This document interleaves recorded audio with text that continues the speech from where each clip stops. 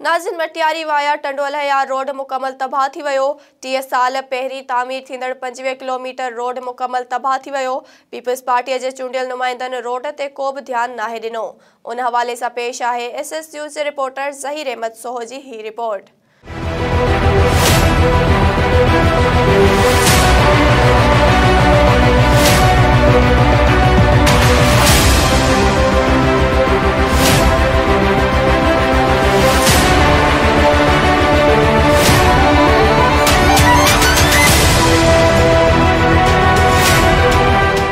असां हींअर मौजूद आहियूं डिस्ट्रिक्ट मटियारी ऐं डिस्ट्रिक्ट टंडोलहया खे मिलाइण वारो जेको ही रस्तो आहे। इन रस्ते जी जेका हालत आहे इंतहाई गणती जोगी आहे। अचो त हिते जेके हिन रस्ते ते गुज़र सफ़र आहे जिन माण्हुनि जो या जेके हितां गाॾियुनि जे थ्रू या बाइकुनि जे थ्रू मटीनि था उन्हनि खां पुछूं त हिन रस्ते जे हवाले सां हुननि जो छा चवणु आहे।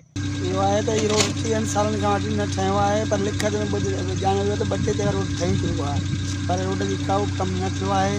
रोड बिल्कुलु परेशानी अचे थी, वॾी परेशानी अचे थी, इन लाइ अवाम परेशान आहे। हीउ रोड सफ़ा ख़राबु लॻो पियो आहे ऐं असांजी जेको रोड आहे ज़िले मटियारीअ खे ऐं ज़िले टंडोलहया खे पाण में ॻंढे थो ऐं हीउ शॉर्टकट रोड आहे, रस्तो आहे। हीउ रोड 3 चक्कर कागज़ में ठही वियो आहे, पर पैसा जेके हिते MP MLA आहिनि उहे ख़बर न आहे, गायब करे छॾीनि। हिते जेके आवाम आहे ऐं जेके रोड ते फुरियूं थींदियूं, धारा लॻंदा, चोरियूं, उहे बि हिन खॾनि जे करे रोड जे करे थिए थो। असांजो रोड जेको आहे मटियारी ऐं ज़िले टंडोलहया खे मिलाए थो, पर पोयनि 30 सालनि खां हीअ रोड खां पोइ तामीर कान्हे थी। हिन रोड खे 5 खां 6 किलोमीटर शुगर मिल बि लॻे थी, जंहिंमां असां ज़मीनदारनि जो टैक्स बि कटिजे थो। उन मां असांजो टैक्स बि कटिजे थो, पर ख़बर न आहे त उहो पैसा वञनि केॾां था ऐं 1 रुपयो बि रोड ते नथो लॻे।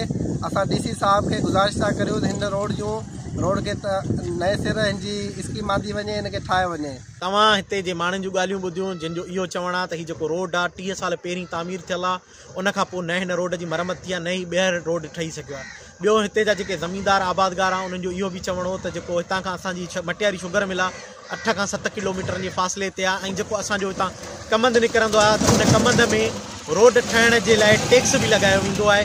पर अफ़सोस सां थो चवणो पए त हिन रोड ते उहे असांजे जेके कमंद जे टैक्स जा पैसा कटिया वेंदा आहिनि, उहे बि हिन रोड ते कॾहिं ख़र्च न थिया आहिनि।